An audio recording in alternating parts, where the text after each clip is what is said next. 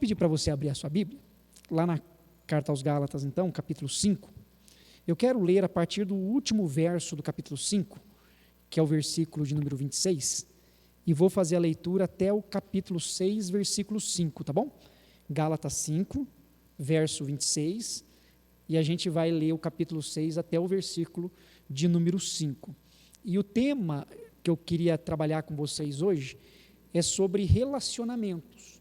Então, o nosso foco hoje vai estar focado nos relacionamentos que nós estabelecemos durante a nossa vida, durante a nossa caminhada.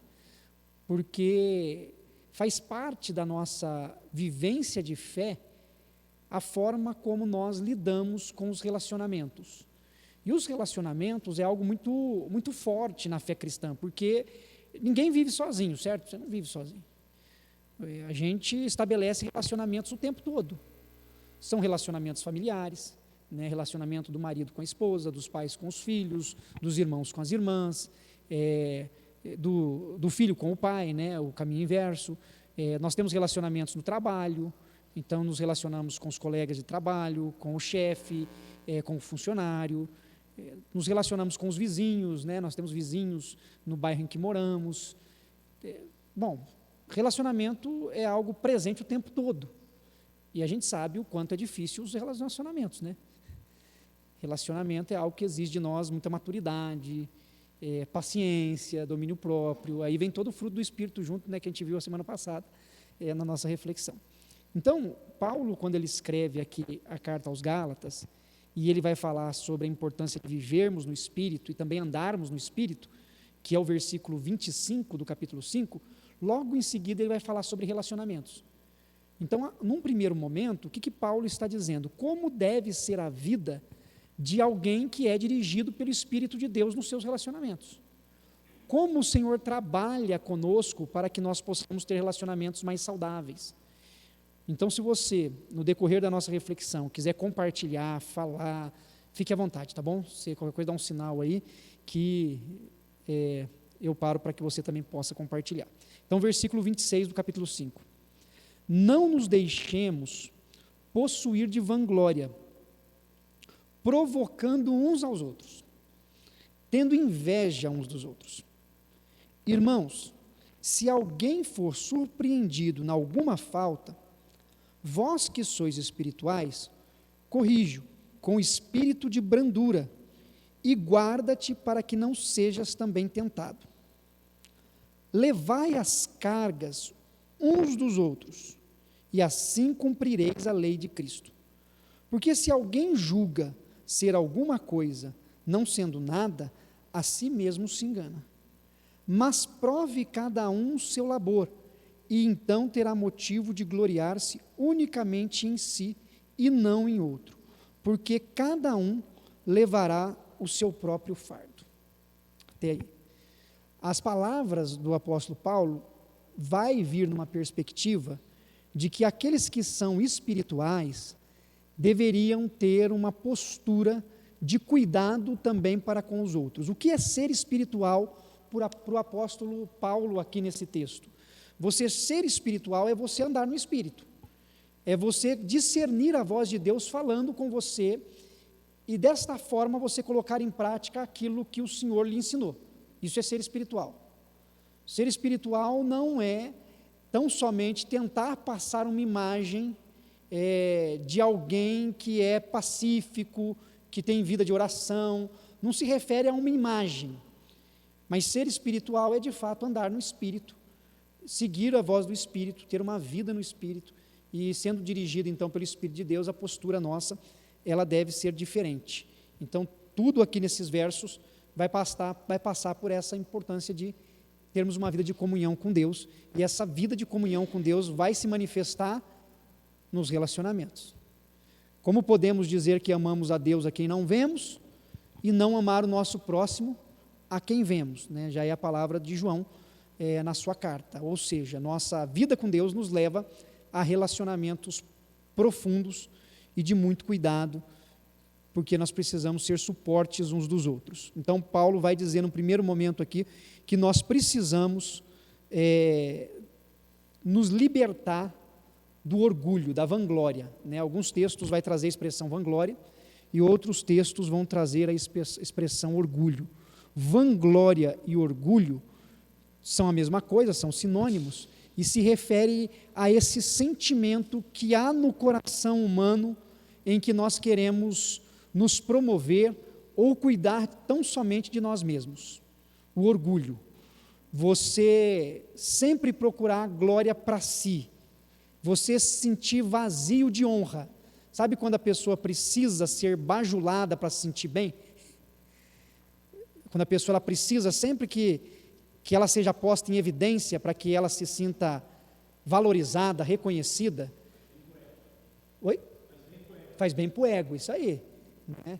Se ela não for o centro das atenções, ela não fica bem. Né? É raro encontrar gente assim, mas de vez em quando você encontra. Né? E é um negócio tão assim, tão forte para quem é orgulhoso, que a pessoa precisa de atenção. Né? Esses dias, vocês sabem que assim, eu sou um atleta nato, né?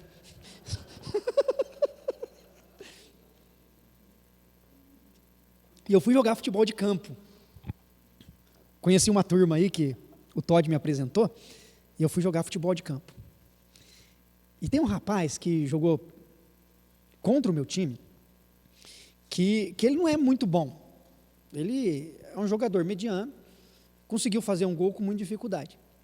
E eu achei interessante porque ele fez o gol e ele não conseguiu o restante do jogo ficar em silêncio, porque ele falou, você viu o gol que eu fiz? Você viu o gol que eu fiz? Nossa, eu fiz o gol, não sei o que e tal. E ele falou, ele não conseguia parar de falar. Uma semana depois nós fomos jogar bola, adivinha? Ele chegou com a mochilinha dele, e qual que foi a primeira coisa? Você viu semana passada o gol que eu fiz? Não, é porque eu passei no meio ali, não sei o quê. Aí um outro rapaz falou, rapaz, os dois que você passou no meio, não consegue nem andar direito.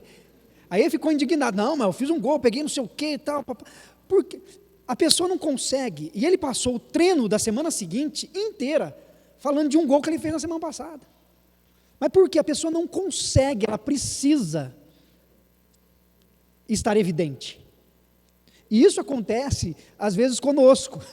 Precisamos tomar cuidado, porque às vezes o orgulho toma conta da gente, e a gente vai falando, não, porque você viu o que eu falei naquela reunião? Naquela reunião eu falei, eu falo mesmo. Comigo não é assim, não, porque eu faço. Eu usei o exemplo do cara do futebol, porque para mim foi muito claro, porque eu fico só observando, eu falo, Deus do céu. Né?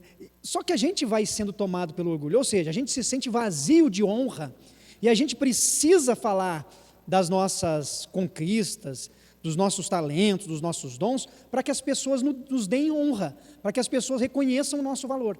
Então, essa é a necessidade do ser humano quando ele é tomado pelo orgulho. A pessoa se torna orgulhosa, ela tem a necessidade de provar o valor dela para as outras pessoas, e ela começa a ser dirigida por isso. Então, Paulo, quando ele escreve aqui no versículo de número 26, ele fala, olha, não nos deixemos possuir de vanglória, não deixa que o orgulho domine o seu coração, porque se o orgulho dominar o seu coração, você vai ter atitudes nos seus relacionamentos que serão negativas.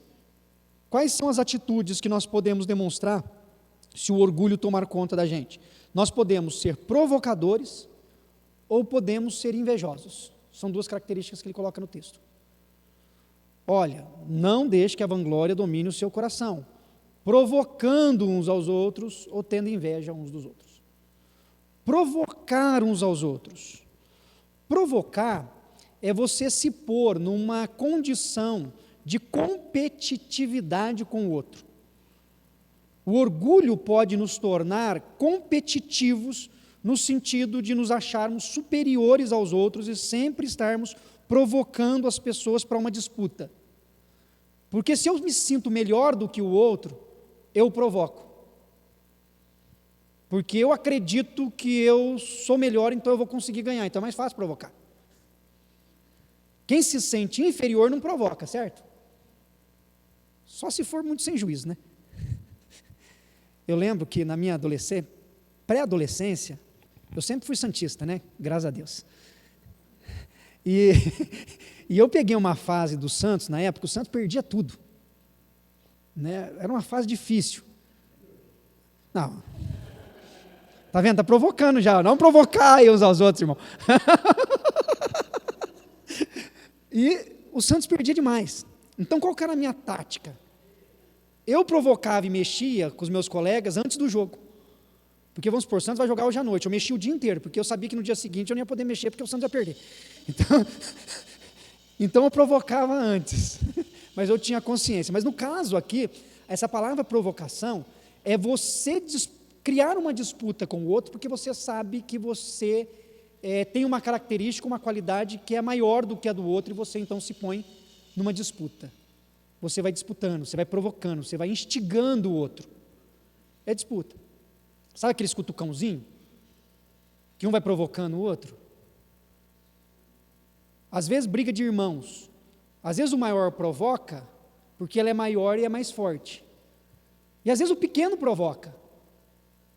Mas não é porque ele é mais fraco, porque ele sabe que se ele provocar, a mãe vai defender ele, e não o maior. Olha o tamanho dele. Então, você está vendo, se a provocação acontece, por aquilo que você sabe que vai te proteger. Você se sente mais forte.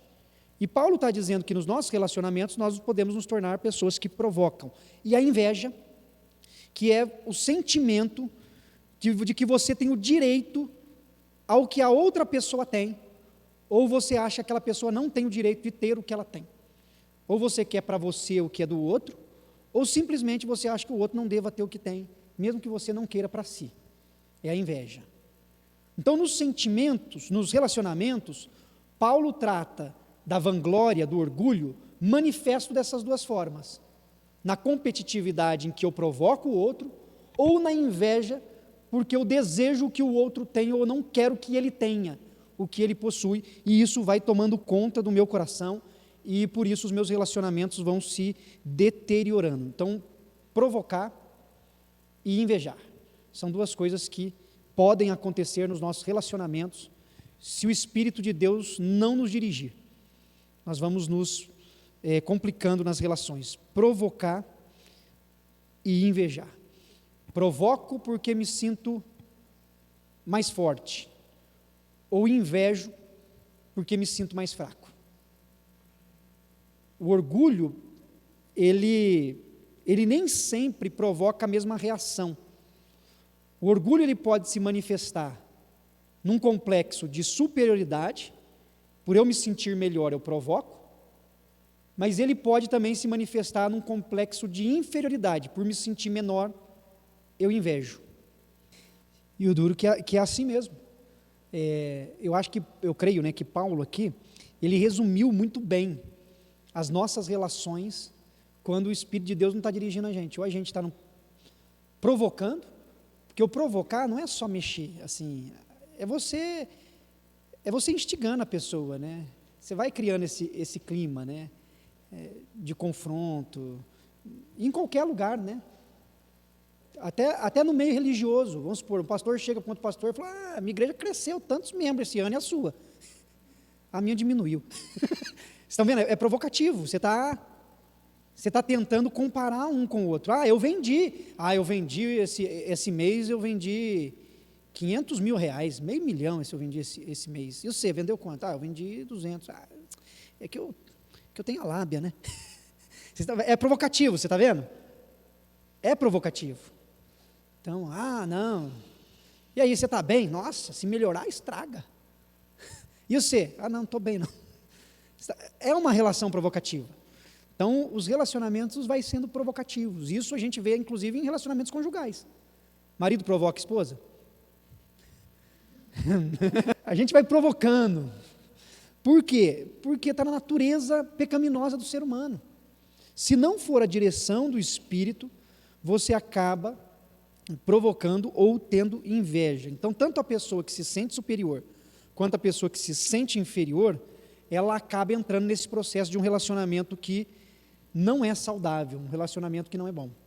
Então, isso pode acontecer no casamento, pode acontecer no relacionamento de pais e filhos, tem pais que provocam os filhos, tanto que a gente vê no texto bíblico que fala que o pai não deve provocar a ira dos filhos, e tem filhos que provocam os pais, não tem filho que provoca o pai?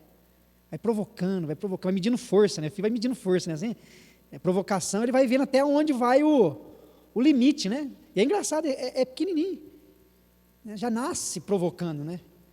Vai lá até saber o limite, e quando descobre o limite, continua provocando. Você pensa que para? Não para não, né? Vai prosseguindo. No trabalho, então em todos os lugares a gente vê isso presente, né? O que se acha vencedor provoca, e o que se acha perdedor inveja. Quando a pessoa acha que ela é menos do que o outro, ela não provoca, mas ela vai alimentando a inveja, que é aquilo que a Priscila falou. Aí a pessoa vai lá e faz alguma coisa, mas também, com o recurso financeiro que tem, eu também faria. Mas também, tudo que a pessoa pensa em fazer, o pessoal aprova, todo mundo ajuda. Quando eu dou uma ideia, ninguém me ajuda. Então, você está entendendo? Isso é um sentimento de inveja. Você vai colocando algumas barreiras, mas que é uma tentativa de mascarar a inveja que você tem do que o outro está fazendo. E isso vai te colocando numa situação de indisposição com a pessoa. Então, a provocação e a inveja, elas parecem opostas, mas não são. As duas são consequências do orgulho do coração humano. Se você se sente forte, superior, você vai provocar. Se você se sente frágil, fraco, você vai invejar. As relações acabam se manifestando dessas duas formas no nosso dia a dia, e a gente precisa tomar muito cuidado para que isso não domine o nosso coração. Lá no versículo 26, então, Paulo vai dizer: não nos deixemos possuir de vanglória, provocando uns aos outros, tendo inveja uns dos outros. Agora, trazendo para nós, qual que é a tendência maior nossa? Qual que é a dificuldade maior nossa nos relacionamentos? A gente tem mais dificuldade com a provocação porque a gente é mais provocativo? Ou nós temos maiores dificuldades porque às vezes a gente acaba invejando? E quando eu falo sobre inveja, não é tão somente você queria o carro que o fulano tem, queria a casa que ele tem, queria o cargo do trabalho que ele tem. Não é a gente pensar só nessas coisas. Quando a gente pensa em inveja, a gente pensa muito nessas conquistas profissionais e materiais, mas às vezes até mesmo de coisas do cotidiano, né? Às vezes o pai pode ter inveja do relacionamento que a mãe tem com os filhos e ele não tem o mesmo relacionamento. Então, se a gente pensa em inveja só em um âmbito, e a gente às vezes interpreta o conceito de maneira diferente, mas às vezes é inveja, porque a pessoa tem uma amizade boa com alguém e a pessoa não tem. Por exemplo, eu já vi pessoas que tentam prejudicar a amizade de alguém com o seu amigo, porque ele tem inveja da relação dos dois de amizade. Aí começa a semear contenda, começa a colocar um contra o outro. Por quê? Porque a pessoa não sente que tem o mesmo vínculo afetivo e quer prejudicar a relação dos outros dois. É inveja. Às vezes a pessoa não tem um relacionamento próximo com o pai e a mãe e não quer que a outra pessoa tenha também, vai afastando essas pessoas. É inveja. Então, está vendo como é que é muito maior do que bens, compra de objetos ou conquistas profissionais? É o sentimento de inveja. Então, a gente precisa tomar cuidado. Aí eu tenho algumas perguntas aqui. Por exemplo, você tem a tendência mais de se expandir, de falar mais, de se manifestar mais, ou de se fechar mais, igual um caramujo? Sabe quando você vai se fechando? Você vai se encolhendo. Você tem mais facilidade de se impor ou de se esconder? Porque se você tem mais facilidade de se impor, provavelmente as suas lutas vai ser na questão da disputa, você vai ser mais provocativo. Agora, se você se fecha mais, você vai ter mais lutas na questão da inveja. O seu temperamento, o seu comportamento vai refletir um pouco mais das lutas que você passa.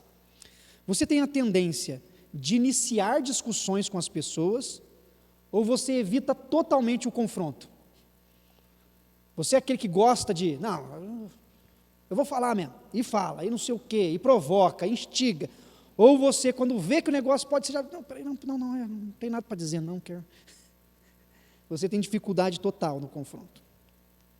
Você tem a tendência de se dar muito bem com as pessoas e os grupos, ou na maioria das vezes você fica constrangido, intimidado por determinadas pessoas ou por classes de pessoas? Como é que é a sua relação com as pessoas? Você tem dificuldade? Você tem facilidade? Quando nós paramos para pensar na maneira como nós nos comportamos nos relacionamentos humanos, a gente consegue pelo menos enxergar um pouco qual é o nosso comportamento imediato. Se a gente está mais pronto para disputa, para provocação ou para inveja. Não significa que esses comportamentos que nós temos sejam em si pecaminosos, errados, mas significa que nós temos que estar atentos para que eles não se tornem. Quando eu falo, eu preciso falar com coragem, com ousadia, mas eu tenho que tomar cuidado para não ser provocativo. Quando eu estou em silêncio, se eu sou alguém que pondera, que pensa um pouco mais, ok, mas tem que ser uma reflexão, de fato, que pense da maneira mais sábia como eu vou reagir, não tão somente para me esconder, porque eu tenho inveja e me sinto menor, vocês estão entendendo? A gente precisa lidar com isso. Então a gente precisa tomar não só cuidado, mas pedir para que o Espírito de Deus nos guie. Ok até aí? Alguém quer dizer? Quando somos introvertidos, porque nós temos medo do que as pessoas vão entender, de como as pessoas vão nos ver, acaba sendo uma dificuldade que nós temos de aceitação, né? O que provoca muito esse medo na fala é o medo da rejeição. Então, o medo da rejeição, ele nos conduz à omissão da nossa fala, para que nós não sejamos postos de lado, ou seja, geralmente a pessoa que ela tem medo de se expressar, porque ela pode ser incompreendida, é na verdade um ego, é o medo da rejeição, tipo assim, a pessoa não considerar o que eu falo e como eu vou lidar com essa exposição em que o outro vai fazer de mim inferior, apesar de já nos sentirmos inferior, porque o que você tem o medo é de isso se concretizar. Então, assim, é um problema que muitos de nós sofremos por causa de fato da maneira como nós enxergamos a vida. Às vezes a gente, numa fala que nós já fizemos, fomos repreendidos, fomos coibidos, silenciados, às vezes até apanhamos, né? Antigamente, se a gente falasse o que o povo não gostava, não apanhava, né? Era em casa, era na rua, em qualquer lugar, né? Antigamente era muito assim, né? Você falava, então às vezes a gente vai criando esses bloqueios, né? Nem sempre vai ser inveja, não necessariamente vai ser inveja nesse caso, porque a gente tiraria o foco aqui, não do relacionamento, na forma como eu lido com o outro em si, mas na maneira como eu trabalho os traumas e o sofrimento que eu tenho, né?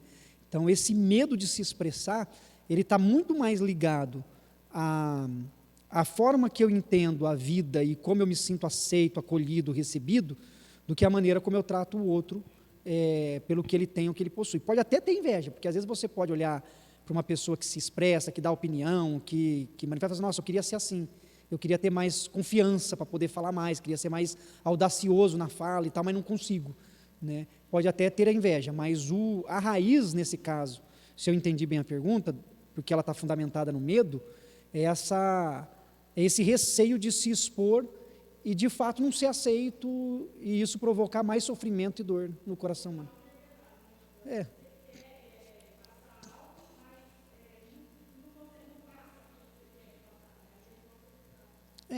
Isso acontece e tem muita coisa presente nisso, né? Porque às vezes a gente pode ser mal interpretado, às vezes a pessoa que está ouvindo, ela também tem os seus traumas, tem as suas dificuldades, então ela vai receber a mensagem de acordo com a limitação e a vivência dela, né? Às vezes a gente vai falar e a maneira como a gente fala é um pouco mais agressiva, né? Então, porque tem tudo está presente, né? A gente na mensagem, na comunicação, tem o que a gente fala e tem o jeito que a gente fala, né? Porque as próprias palavras já fazem muita diferença, né? Dependendo do termo que você usa, faz diferença. Só que não só o termo, mas o próprio tom da voz faz diferença, né? Porque você fala num tom mais brando, o receptor recebe de uma forma. Você fala num tom mais agressivo, recebe de outra, não tem jeito, né? Pega aquilo para mim. Pega aquilo para mim. Vocês estão vendo? Ó, a frase é a mesma, só que a intenção foi a mesma? Aí ele vai falar o seguinte, olha, irmãos, se alguém for surpreendido em alguma falta, vocês que são espirituais, corrijam com espírito de brandura. Então ele vai falar assim, olha, se nos relacionamentos alguém cometer alguma falha, não se sinta maior nem menor do que uns aos outros, mas que um possa ajudar o outro e ajude com espírito de brandura, ou seja, tenha empatia, ponha-se no lugar, sinta-se como igual, né? Paulo está mostrando que os relacionamentos nossos, de fato, precisam ser estabelecidos dessa forma. A disputa, né, que é manifesta pela provocação, a inveja, ela trata de posturas daqueles que não estão andando segundo o Espírito, não estão vivendo no Espírito. Então a gente vai se deixando levar pela nossa carne, pelo nosso ego, pela nossa vontade, e não pela direção de Deus. E ele fala assim, olha, e guarda-te para que não sejas também tentado, porque assim, nós sofremos essa tentação o tempo todo, é da nossa natureza e das nossas relações. Então, se alguém falhou, se alguém está errando, ajuda-o a vencer, né, com espírito de brandura, e tome cuidado, porque nós não podemos dizer assim, não, eu não tenho risco de errar, né? Nós não podemos nos posicionar dessa forma, porque nós somos frágeis. Aí ele vai dizer, levai as cargas uns dos outros, e assim cumprireis a lei de Cristo. Ajude uns aos outros, levem as cargas uns dos outros, porque se alguém julga ser alguma coisa não sendo nada, a si mesmo se engana. Então ele vai começar a falar sobre isso, leve a carga uns dos outros, e no final, ele diz assim, porque cada um levará o seu próprio fardo. Na tradução, de fato, são dois termos diferentes. Quando ele fala de carga, e ele fala assim, ajude a carregar a carga uns dos outros, ele usa essa expressão que se refere a um grande peso, dizendo assim, o outro está carregando um grande peso. Ele está enfrentando uma dificuldade, está passando por um problema, ele não está sabendo se relacionar, isso é um peso muito grande para ele. É algo que está insuportável para ele. Então você vai fazer o quê? Ajuda-o. Você se coloca à disposição. É uma forma de dizer que nos nossos relacionamentos, quando alguém está em falha, essa pessoa precisa de ajuda. Porque às vezes a gente não consegue ver. Às vezes a gente está provocando, a gente não consegue ver. Né? Porque a gente está tão cego no momento que a gente não consegue enxergar. E a gente precisa de alguém que fala, meu irmão, olha, com espírito de brandura, não é chegar metendo os dois pés no peito, não, né? Chegar na voadora, né? Uma conversa amorosa. Então, para ajudar a carregar o fardo. E em seguida ele vai dizer que nós carregamos o nosso próprio fardo. Fardo aqui é mochila. Nós carregamos a nossa própria mochila. Enquanto o outro tem um peso, nós temos uma mochila. Ele está dizendo que assim, na nossa jornada, nesse processo de andar no Espírito, a gente tem consciência das nossas limitações, mas ela é menos pesada do que quando a gente está cego, quando a gente não consegue enxergar o que está acontecendo.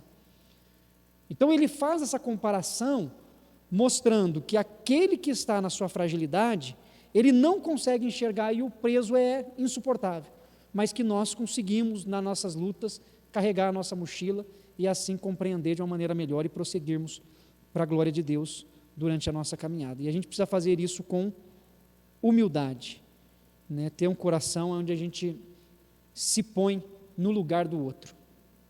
A expressão que Paulo usa aqui, né, que nós devemos carregar as cargas uns dos outros, essa carga pesada, para poder ajudar as pessoas que estão em dificuldade, é a mesma palavra que se usa em relação a colocar um osso no lugar. O Pedro, quando a gente estava lá no sul de Minas, ele jogava bola comigo, né? A gente sempre jogou bola junto depois que ele entrou na adolescência, né, junto com a turma maior.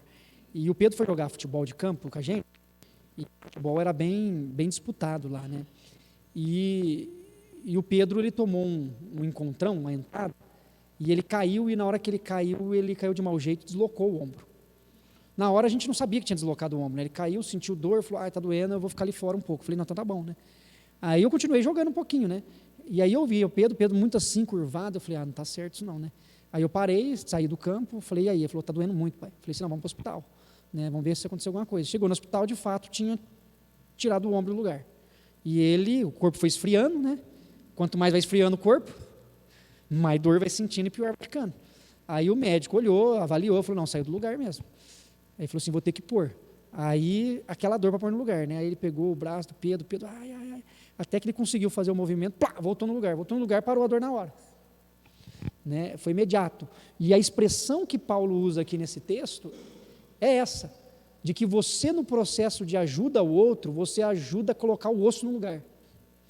Você ajuda a corrigir aquele erro que está causando dor, sofrimento, que por mais doloroso que seja, porque pôr no lugar é doloroso. Às vezes a pessoa está com tanta dor com o osso fora do lugar, que ela prefere ficar fora do lugar do que a dor para pôr no lugar. Você vai falar, não, deixa do jeito que está, não mexe, mas tem que mexer. É doloroso, mas quando põe no lugar, o que acontece? Acaba a dor. Então a gente precisa ajudar as pessoas, ajudarmos uns aos outros, nossos relacionamentos, para que o fardo fique mais leve, para que a dor diminua. Fazer o bem sem olhar a quem? Salmo 151. Estou brincando. Fazer o bem a quem for preciso, né? E que Deus nos abençoe. É verdade. Ao próximo, né? Amém. Que Deus nos abençoe. Feche seus olhos, curve sua cabeça. Nós vamos orar. Espero que os seus relacionamentos com as pessoas à sua volta sejam bons relacionamentos. Que você possa ser instrumento de bênção na vida das pessoas.